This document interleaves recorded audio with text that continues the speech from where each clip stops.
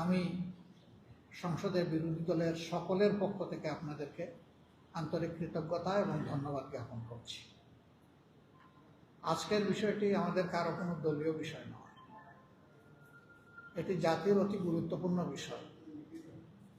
আমরা সবাই জানি, বিশেষ প্রেক্ষাপটে দীর্ঘ 15.5 বছরের ফ্যাসিবাদী শাসনের পর সীমাহীন ত্যাগ এবং কুরবানির মাধ্যমে অসংখ্য তরুণ যুবক,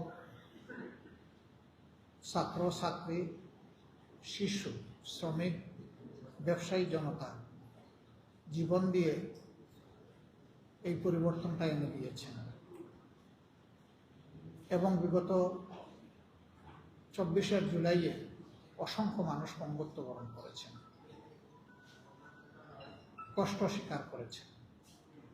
এই সব কিছুর বিনিময়ে 5 আগস্ট যে পরিবর্তন এসেছিল, সেই পরিবর্তনের পরে নিঃসন্দেহে সাংবিধানিক শূন্যতা তৈরি হয়। 5 আগস্ট জাতির উদ্দেশ্যে 2টা ভাষণ আপনারা শুনেছেন। একটা শুনেছেন বিকাল 4:45। এই ভাষণটা দিয়েছিলেন বর্তমান সেনাপ্রধান। আর একটা ভাষণ আপনারা শুনেছেন সম্ভবত রাত্রে 12:15। এটি দিয়েছিলেন বাংলাদেশের রাষ্ট্রপতি জনাব শাহাবুদ্দিন আহমেদ। 2 ভাষণের সাক্ষী বাংলাদেশের সমস্ত মানুষ এবং বিশ্ববাসী। সেই দিন পট পরিবর্তনের পর প্রধান রাজনৈতিক দলের নেতৃবৃন্দ আর সিভিল সোসাইটির 2-1 সদস্য আমরা জাতির প্রয়োজনে বাধ্য হয়ে বঙ্গভবনে বসেছিলাম। প্রেসিডেন্ট স্পষ্টভাবে বলেছিলেন আমাদের প্রশ্নের জবাবে, তিনি সাবেক প্রধানমন্ত্রীর পদত্যাগপত্র পেয়েছেন। আমরা জিজ্ঞেস করেছিলাম আপনি মঞ্জুর করেছেন? তিনি বলেছেন মঞ্জুর করেছেন। এর প্রেক্ষিতে আমরা চেয়েছিলাম বাংলাদেশ দ্রুত নিয়মতান্ত্রিক এবং গণতান্ত্রিক শাসনের দিকে ফিরে আসুক। আমরা কিছু পরামর্শ দিয়েছিলাম এবং আমরা এও বলেছিলাম যে গণঅভ্যুত্থান আর বিপ্লব যাই বলি, এখানে নেতৃত্বের মূল জায়গাটায় তরুণ, যুব সমাজ, ছাত্র সমাজ ছিল। তাদের প্রতিনিধিদের সাথে আপনাদের বসতে হবে, তাদের কথা শুনবেন, তাদের প্রস্তাবগুলো বিবেচনায় নেবেন, আর আমরা যে পরামর্শ দিয়ে গেলাম সেগুলোকে আপনারা কনসিডারেশনে নেবেন, নিয়ে দ্রুত যাতে আবার দেশ একটা শৃঙ্খলার দিকে ফিরে আসে সেই উদ্যোগ আপনারা গ্রহণ করবেন। এখানে কথা ছিল পরের দিন ইনি সংসদ ভেঙে দিবেন,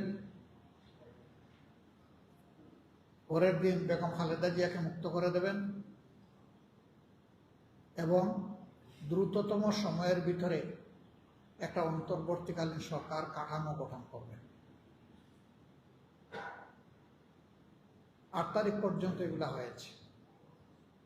বাংলাদেশে 5, 6, 7, 8 এই সরকার ব্যবস্থাপনা ছিল না।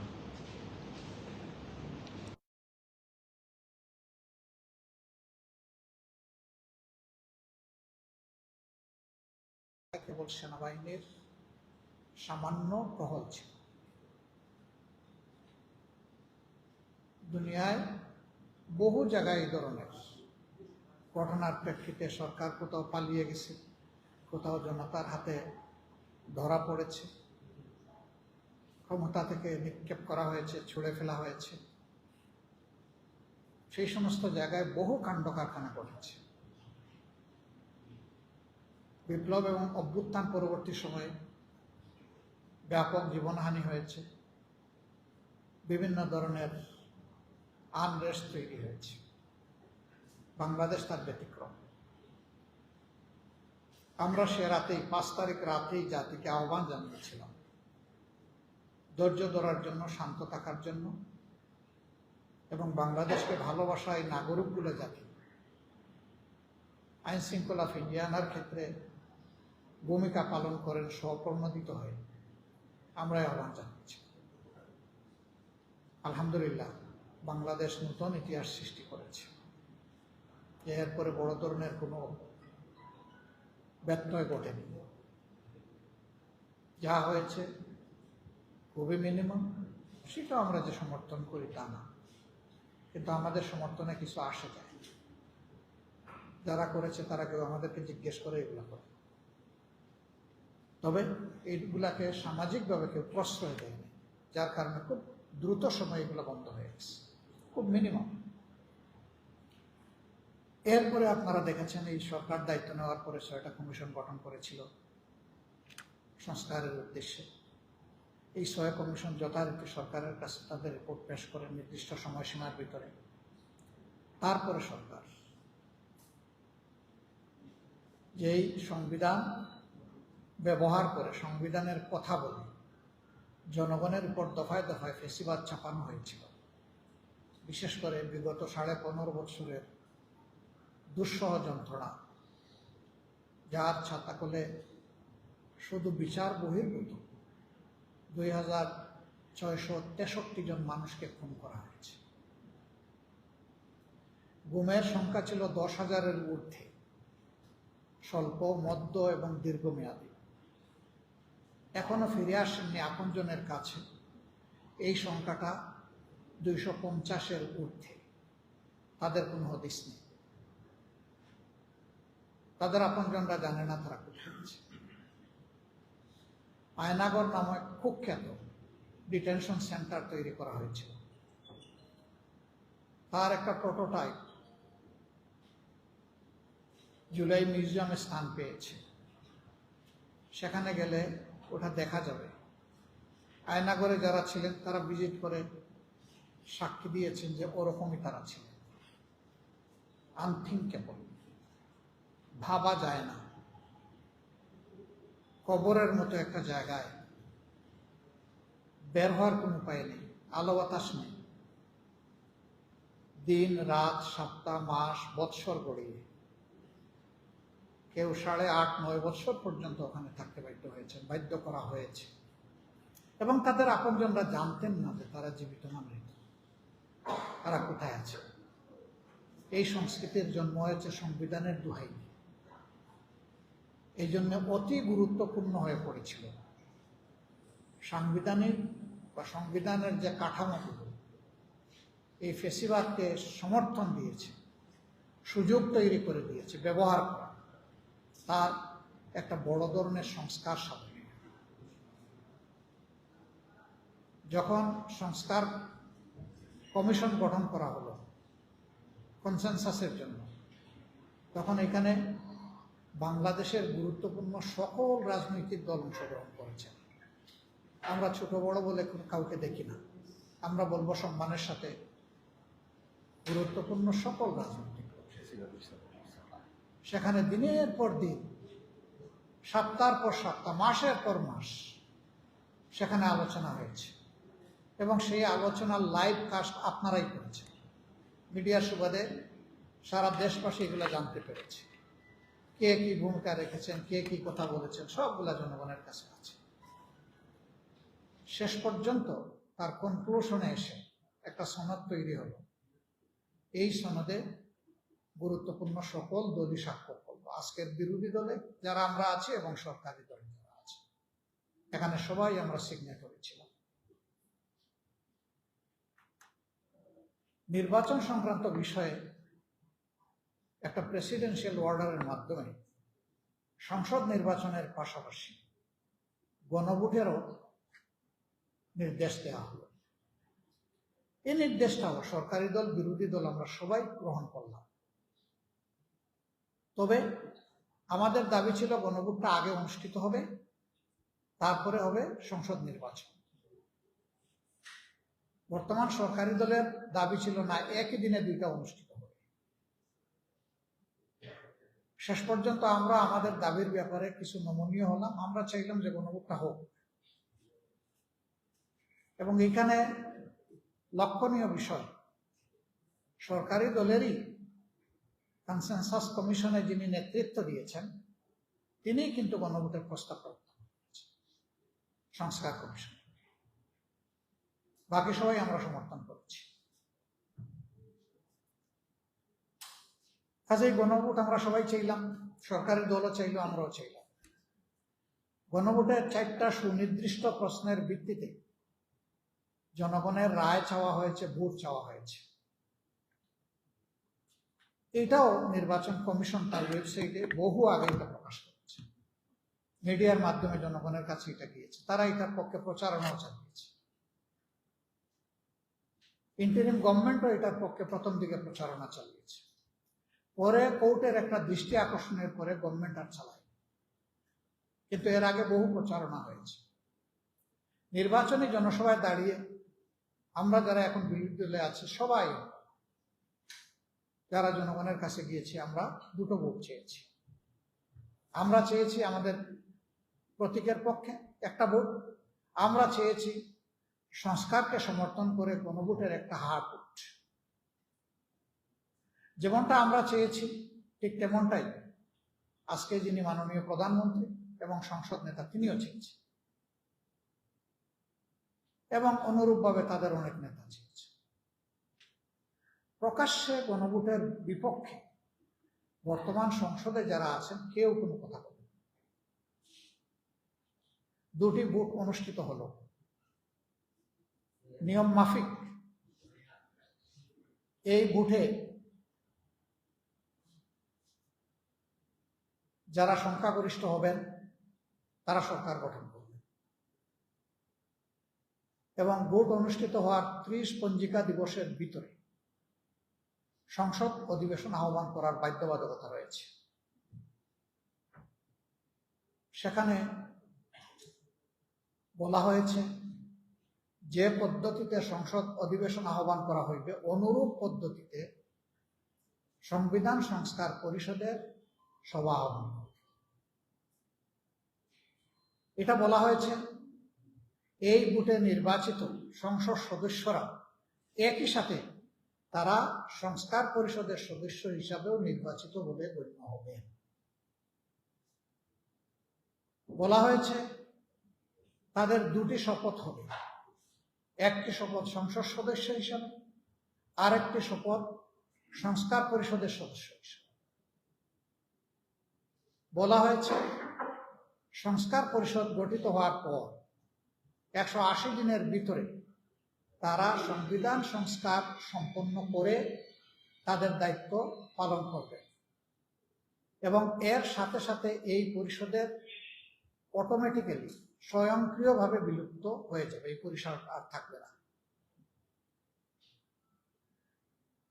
আমরা ইলেকশনের দিন পর্যন্ত একই অবস্থানে সবাই ছিলাম।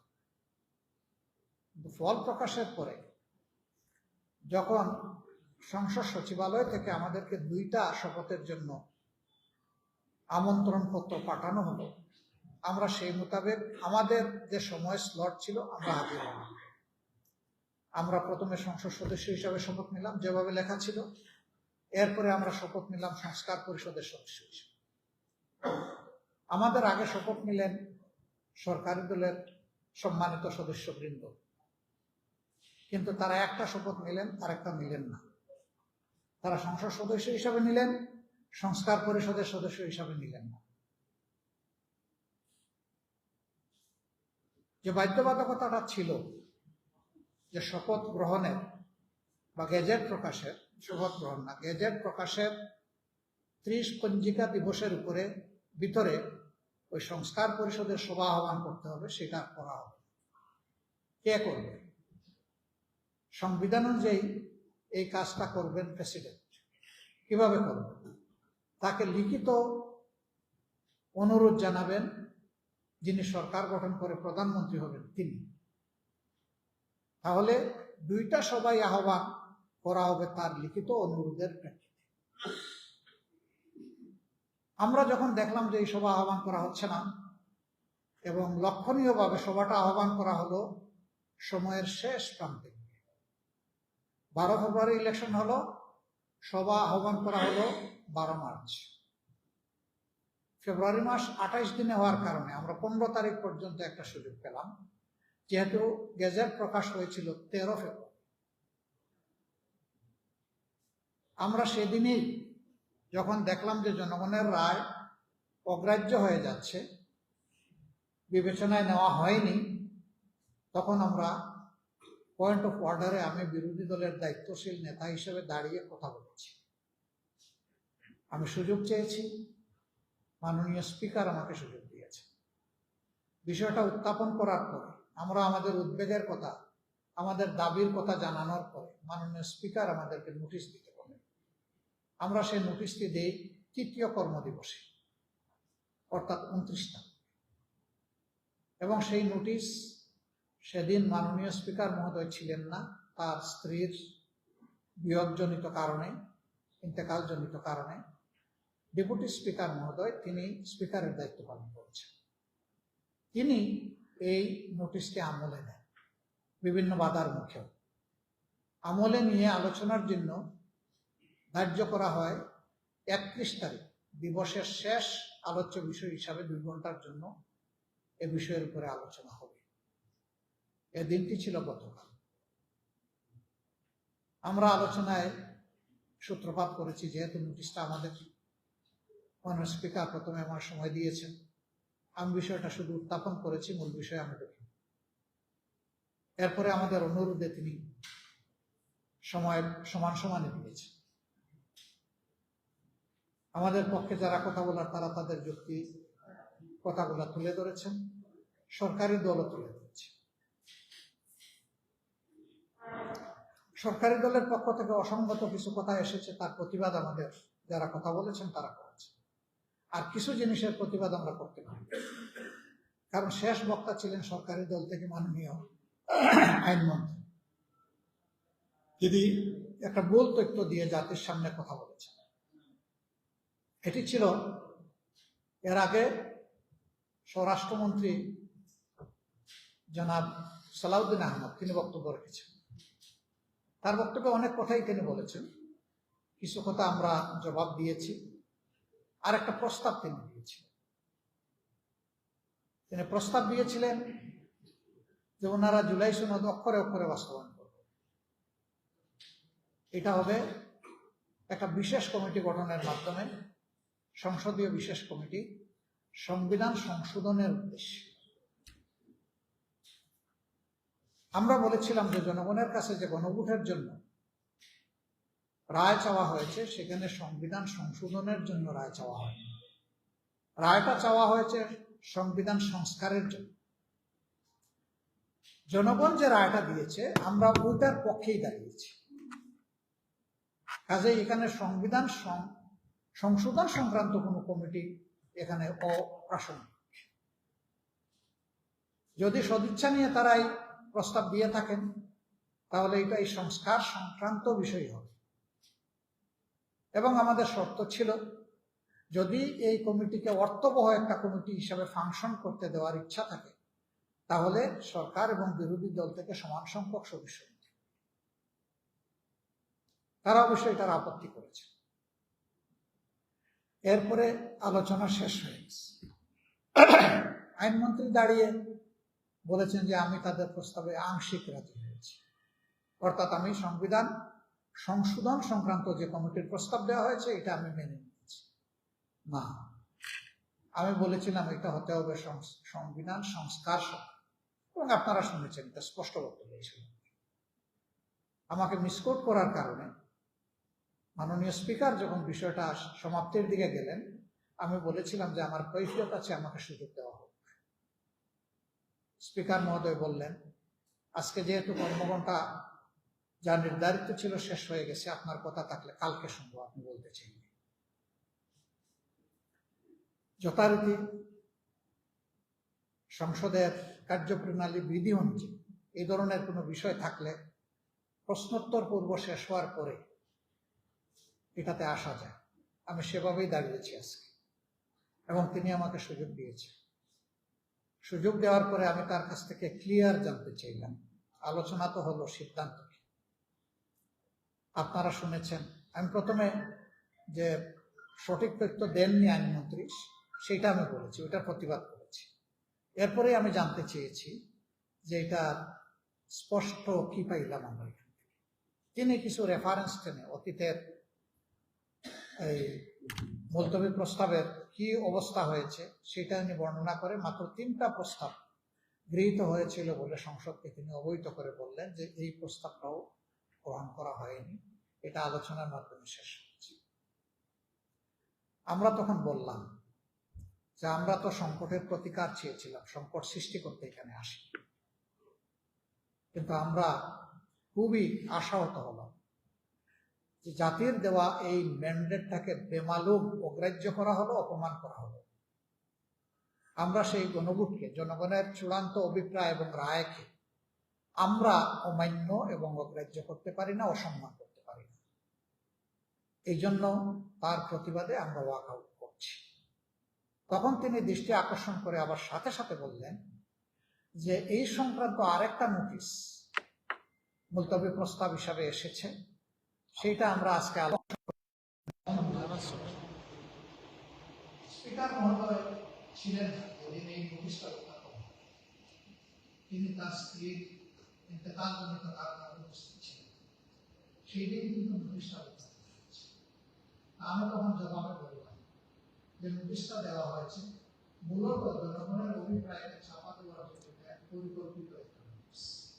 আমরা ওটার প্রতিবাদে, দুইটার প্রতিবাদে আমাদের মধ্যে এগিয়েছি। আমরা খুব বিস্মিত, আহত, মর্মাহত। এর আগে 3টা গণভোট বাংলাদেশে হয়েছে, কোনো গণভোট এইভাবে শেষ হয়ে যায়। তিনটাতেই জনগণের দেওয়া রায় অনুযায়ী জনগণ পরবর্তী সুযোগ পেয়েছে। এই প্রথম, যেটাতে আমরা সবাই, সরকারি দল, বিরোধী দল, সবাই আমরা একমত ছিলাম, সবাই চাইলাম, সবাই এর পক্ষে ভোট চাইলাম, এখানে সেটাকে অগ্রাহ্য করা হলো এবং এটাকে শেষ করল। কার্যত জনগণের চূড়ান্ত অভিপ্রায়, যেটাকে সংবিধানের চূড়ান্ত জায়গায় স্থান দেওয়া হয়েছে, সেটাকে কিন্তু লঙ্ঘন করা। আমরা এই অবস্থা মেনে নিই। আমরা জনগণের অভিপ্রায়ের সম্মান দিতে ওয়াকআউট করেছি। আমরা চেয়েছিলাম আন্তরিকভাবে এখানে হাউসের ভিতরে তার সমাধান হবে, হাউসের ভিতরে সমাধান হলে জনগণ আন্দোলিত হবে। গতদিন আমরা অনুরোধ করেছিলাম যে আমিও বললাম, আপনিও বললেন, আমরা বললাম, আপনারা বললেন, এখন আমরা আলাদা হয়ে গেলাম। আসেন আমরা জনগণের চূড়ান্ত রায়টাকে আমরা সম্মান, তাহলে এই মহান সংসদ আরো বেশি সম্মান। আপনারা শুনেছেন, কিন্তু না, এই আহ্বানের তারা সম্মান প্রদর্শন করেনি, তারা লিপ্ত হয়েছে। এখন যেহেতু হাউসের ভিতরে জনগণের এই অভিপ্রায়ের বিষয়ে সেইভাবে সম্মানিত এবং গৃহীত হল না, আমাদের জন্য এখন পথ একটাই, আবার আমাদেরকে জনগণের কাছে যেতে হবে।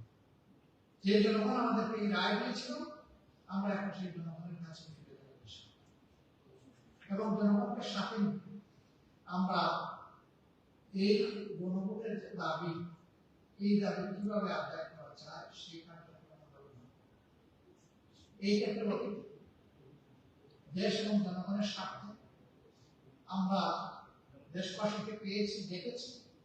এবারও আমরা গভীরভাবে আশা রাখি দেশবাসী আমরা ঐক্যবদ্ধ থাকবো।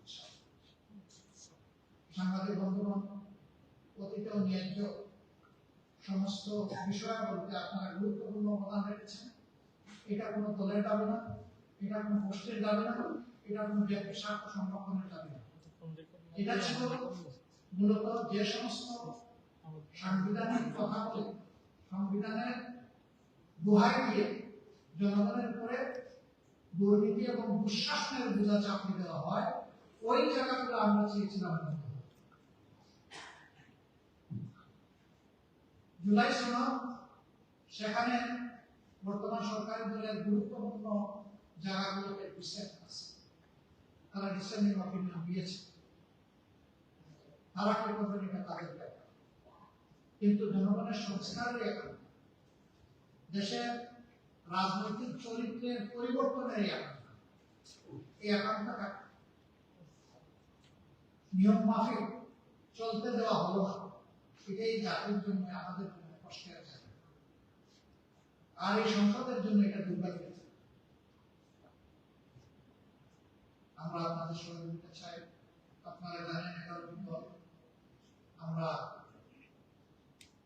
নির্বাচনের আগে বিভিন্ন দাবিতে আমরা অবগত হয়েছি। আমাদের দুইটা মেজর দাবি ছিল, একটা হলো ন্যায় বিচার, আরেকটা ছিল দুর্নীতি দুঃশাসনের বিরুদ্ধে আমাদের অবস্থান। আমরা এখন জনগণের দাবি জনগণের কাছে নিয়ে যাবো, যেহেতু আমরা পারলাম না আদায় করতে। আমরা ইনশাআল্লাহ জনগণকে সাথে নিয়ে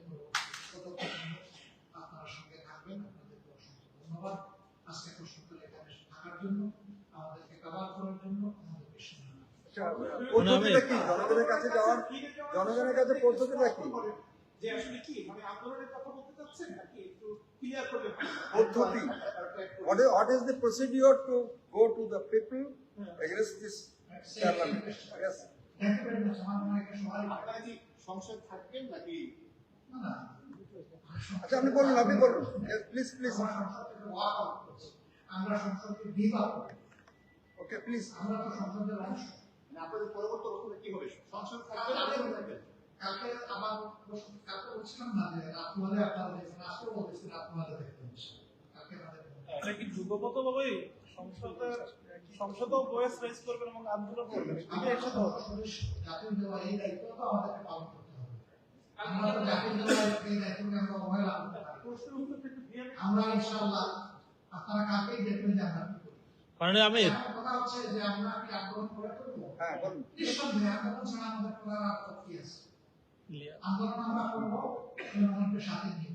তবে আমি বলেছি যে আমাদের 11টা দল আমরা একত্রে বসে দ্রুতই আমরা বসছি এবং বসে আমরা সিদ্ধান্তগুলো নিয়ে আপনাদের মাধ্যমে আমরা জানাবো। আপনারা সেই বৈঠকের খবর পাবেন এবং সেখানে আপনারা আশা করে থাকবেন। মানে আমি সরকারি দল বলছে সংবিধান সংশোধন করবে, আপনারা বলছেন চাচ্ছেন সংস্কার, দুইটার মধ্যে আসলে পার্থক্য কি? আচ্ছা, সংস্কার আর সংবিধান সংশোধন যদি একই বিষয়, তাহলে কি কোনো ডিভিশন এটা হতো? আর এরপরের কথা হচ্ছে, আমি বলেছি যে গণভোট হয় নাই সংবিধান সংশোধনের জন্য, গণভোট হয়েছে সংবিধান সংস্কারের জন্য। আমরা সেইটা নিয়ে এসেছি, ওখানেই আমরা থাকবো। এখান থেকেই আমাদের স্পষ্ট হচ্ছে। আপনাদেরকে ধন্যবাদ। আসলে